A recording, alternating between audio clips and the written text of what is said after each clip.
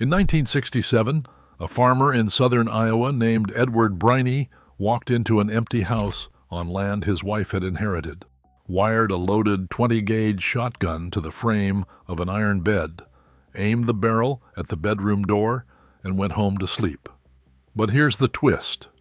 The electric burglar alarm had existed since 1858. It was sold to banks and Fifth Avenue mansions, never to farmhouses like his. Number 14 was tied out of rope and lead by sailors, and lawmakers eventually wrote its name into the statute books. And number 1 stood within reach of nearly every kitchen door in America, and no stranger ever needed to be told what it was. Almost none of it was bought as a weapon, which is exactly why it was always within reach when the dog started.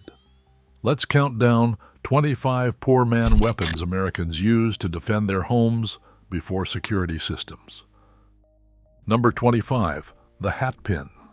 Before the First World War, the most common weapon in an American woman's house was 8 inches of hardened steel, and she wore it in her hair. Milliners sold them by the dozen for pennies, and every hat in the closet needed 2. A woman who answered a knock at 9 at night, with the men of the house away on a rail crew, did not reach for a pistol she could not afford. She reached up, slid the pin out of the crown, and held it against her skirt, where the caller could not see her hand. It worked because it did not look like a weapon, and because nobody expected the fight to end that fast. So many men turned up bleeding in streetcars and stairwells that by 1908, cities started writing limits on how long a pin a woman could legally wear. A weapon is only forbidden once it starts working. Number 24, the flock of geese. Every farm wife who kept geese knew she was keeping a garrison, and the practice was older than any nation on the map. In 390 BC, the geese on the Capitoline Hill in Rome heard men climbing the rock in the dark and screamed the city awake.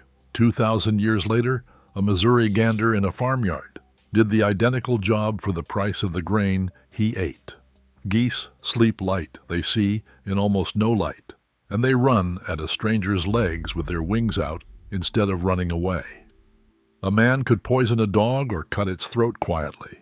He could not silence 11 geese, and the sound carried across 2 fields to a neighbor who also owned a gun.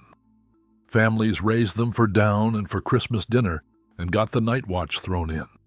The cheapest alarm ever installed on an American farm laid eggs. Number 23, the tin can trip line. A ball of binder twine cost almost nothing at the feed store, and a family with a lane too long to see down turned it into a warning system. They ran it at shin height across the gate, the porch steps, or the gap in the hedge where a man on foot would come through, then hung it with flattened cans, horseshoes, or a cracked cowbell no longer any good for a cow. In daylight, it looked like nothing more than trash on a string. At 2 in the morning, it was the difference between waking to a stranger in the kitchen and waking with 2 minutes to spare. Old men who grew up in those houses could still describe the exact sound 60 years later. 2 minutes of warning was worth more than any lock ever hung on a door.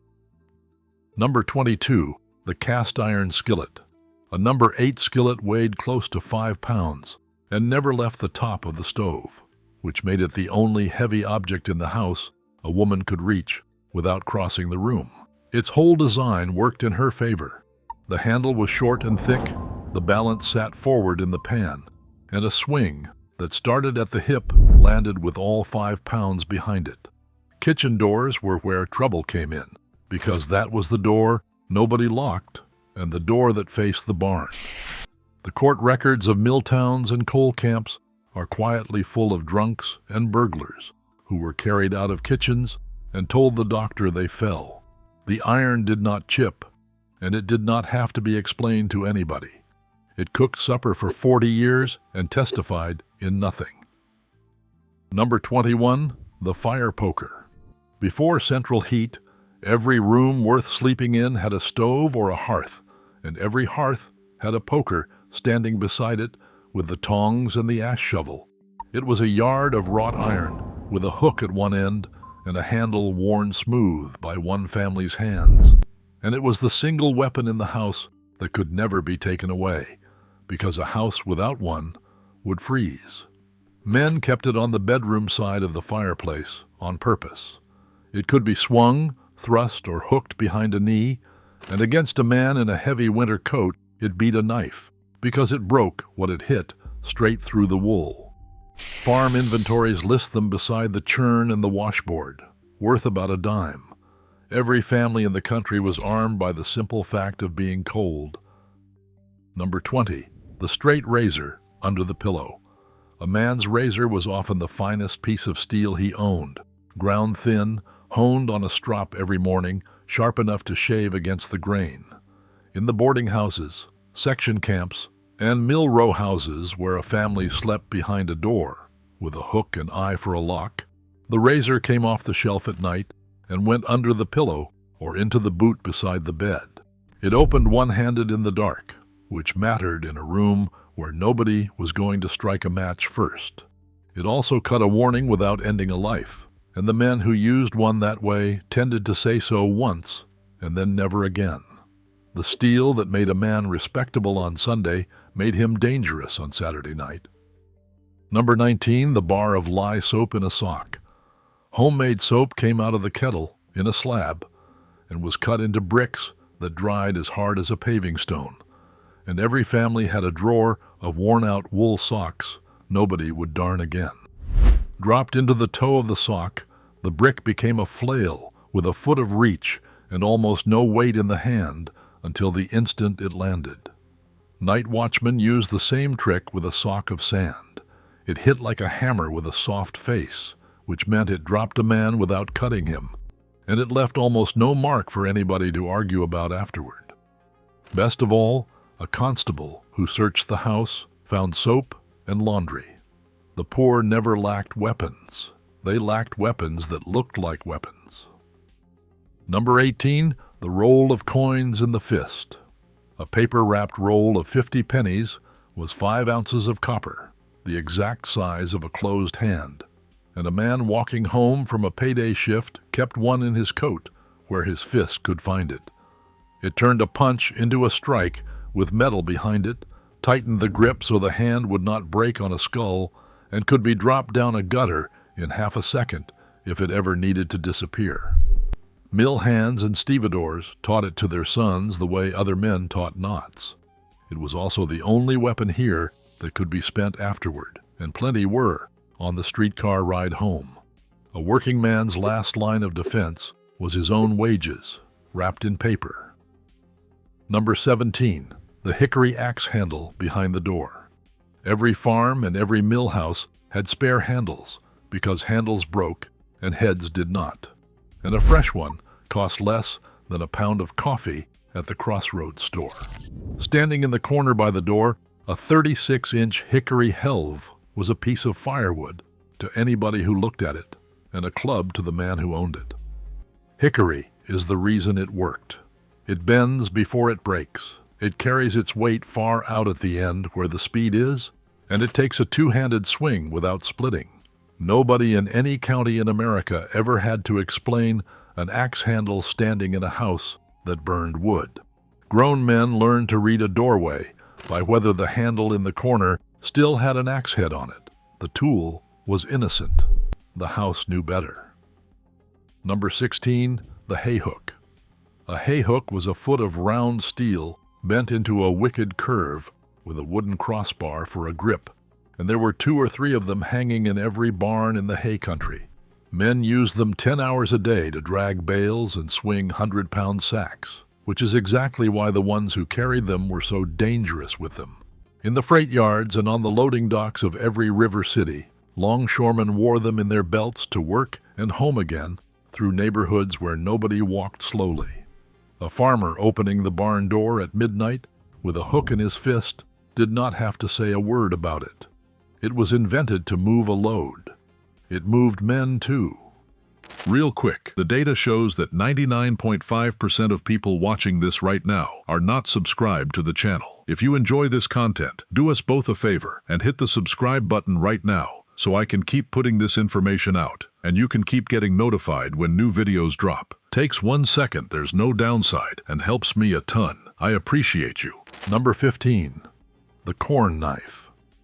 A corn knife was a heavy blade about 18 inches long on a plain wooden handle, made to chop stalks off at the ground all day without stopping, and it hung on a nail inside the back porch of 100,000 farmhouses.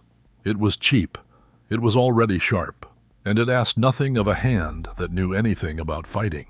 Down south, the same tool went by cane knife, and the men who worked with it could take a stalk off flush with the dirt in one stroke. When a family heard the chickens go up in the middle of the night, somebody took the lamp and somebody took the corn knife off the nail. Nothing in that house had a better reason to be there, and nothing in it was worse to meet in the dark. Number 14, the slungshot. This one began as a knot. Sailors tied a monkey's fist around a lead ball at the end of a heaving line so it could be thrown from a deck to a dock. And somewhere in the harbor towns of the 1840s, a sailor cut a short length of it away and dropped it into his coat. What he had was 8 ounces of lead on a braided cord, silent in the pocket, and it did something no club could do. Swung, it built speed down the whole length of the line, so the man on the end of it did not need to be big or strong or sober. It carried up the rivers with the boat crews, into the canal towns, into the waterfront wards, and into the hands of gangs who used it for a great deal worse than defense. It also went home in the pockets of men who lived where the police did not walk, and it sat under many a bed in a shack facing the water. Legislatures answered it by name. Slungshot appears in state after state on the list of things a man could not carry concealed, spelled out beside the dirk and the bowie knife, and it is sitting there still in the code books of half the country. A weapon a sailor could tie in 10 minutes frightened the state houses more than any rifle ever did. Number 13, the blackjack. For 2 generations, any man with $1 could order one out of a hardware catalog, and thousands did. A blackjack was a lead slug sewn into leather on a short spring shank with a wrist strap, and the spring was the whole invention, because it whipped the head forward at the last instant and delivered a blow far heavier than the arm behind it. Watchmen, streetcar conductors, and country storekeepers who slept in a room above the till all kept one within reach. It was made to end a fight in one motion without drawing blood or waking the street, which is precisely the reputation that killed it. Once every police force in the country carried one, the object became a symbol, and states began banning it outright for everybody else. The men who ordered them by mail were not criminals. They were the ones with something worth guarding. Number 12, the loaded cane. In the 1800s, an enormous number of men carried a walking stick everywhere they went, and some of those sticks were not sticks. A loaded cane had a pound of lead poured into the head or the ferrule, and shopkeepers advertised them without embarrassment for gentlemen walking home late. A man could stand in his own doorway, leaning on it while he asked a stranger his business, and the stranger had no way of knowing that the polite old object in his hand carried the weight of a small sledge. Older men favored them for a simple reason. Age takes speed and strength, but a loaded cane gives both back, and nobody questions a limp. The cane went out of fashion, and the last honest advantage an old man had went with it. Number 11, the kettle at the window. This one never appeared in any catalog, and it defended more houses than every gun on this list combined. Wood stoves ran day and night through the cold months, and there was always a kettle or a wash boiler at the back of the top with water in it, because water was needed for everything, and heating it took an hour. A family that heard somebody working at a window sash did not have to go find a weapon. They already had 2 gallons of scalding water and a second-story window above the porch roof, and the whole business was over before anybody had to be brave. Women in the mining valleys used it on strangers, on trespassers, and now and then on the company men who came up the walk. It ended trouble without leaving a lasting mark. The stove was the one weapon in America that never had to be loaded. Number 10. The 16-penny nail in the sash. Window latches were an expense, and most old sashes never had one that worked anyway. So a man took a 16-penny nail, bored a hole through the frame of the lower sash and into the stile of the upper one, and dropped the nail in like a pin. From outside the glass, the window looked ordinary. A man who got a blade under it and pushed found it dead in the frame, and the small sound of him giving up and moving on was the entire point. Some families drilled a second hole 4 inches higher, so the window could be aired in summer without opening far enough to admit a shoulder. Renters favored it because it left no damage a landlord could charge for. Nothing about it was clever, which is exactly why everybody's grandfather knew it. 2 cents of iron beat a lock a burglar could pick. Number 9. The door bar. Almost no farmhouse door in the country carried a lock worth the name, because a keyed lock cost money, and a key was a thing that could be lost in a hayfield. Instead, the door had a bar. A length of oak or ash dropped into 2 iron brackets, or a plank cut a little long for the doorway and wedged under the knob at an angle to the floor. And the harder a man outside pushed, the tighter the floor drove it home. A bar spread the force across the whole wall instead of loading it onto one screwed plate, which is why barred doors broke at the hinges and almost never at the bar. Families barred up at dark as a matter of course, the same way they banked the fire. The lock said, "Keep out." The bar said, "Try." Number 8. The yard dog. He was not a breed, and nobody paid $1 for him. He was a big, rough dog of no particular ancestry, fed on table scraps and skimmed milk, chained near the gate or running loose in the yard, and he was the most effective security system available to a poor family for 100 years. His value was almost never in his teeth. It was that he woke the house, and that a man coming up the lane in the dark could not know whether the animal at the end of that chain would stop at 10 feet or come the whole way. Farm ledgers show families feeding a dog through winters when they were thin themselves, which tells you what the dog was worth to them. A man who lost one to poison understood exactly what it meant and sat up the next several nights with a gun across his knees. Every real security system in America ran on meat scraps first. Number 7. The pitchfork. A 4-tine fork stood by the barn door of every place in America that kept an animal, and it is the one item here that needed no adaptation whatsoever. The tines were long, tempered, and spaced to catch. The handle put 6 feet between a man and whatever he pointed it at, and a hay fork could be held out by a farmer of 60 against somebody 30 years younger with no advantage lost. Reach is the whole thing. A knife requires a man to close the distance, and a fork requires him to give it up. It was also the tool a whole neighborhood carried when it came out at night to look for somebody, which is why the image survives in every story out of that era. Nobody ever trained on it, and nobody ever had to. It was built to lift a load of hay. It looked like a decision. Number 6. The rock salt shell. Somewhere around the war years, farmers took to pulling the shot out of a shotgun shell, pouring in coarse rock salt from the ice cream freezer or the stock lick, and crimping it back down. Fired at 30 yards, salt breaks up in the air and carries nothing. Fired at 15 yards at a man's back, going over a fence, it stings like a swarm of hornets, drives grit through a coat, and teaches a lesson nobody forgets. Farmers used it on melon thieves and orchard raiders, and on town boys making trouble on country roads. And prison guards were said to keep it loaded too. The whole idea was to punish without killing, and for 2 decades in rural America, it was common knowledge and common practice. It faded out at the end of the 60s, along with the assumption that a man could handle his own trespassers. Those farmers wanted the boy to run home. They did not want him carried home. Number 5. The mail-order .22 rifle. A boy's rifle out of a catalog cost about $4, a price a family could reach by selling eggs, and it came by the same mail that brought the seed order, with no paper to sign and nobody to ask.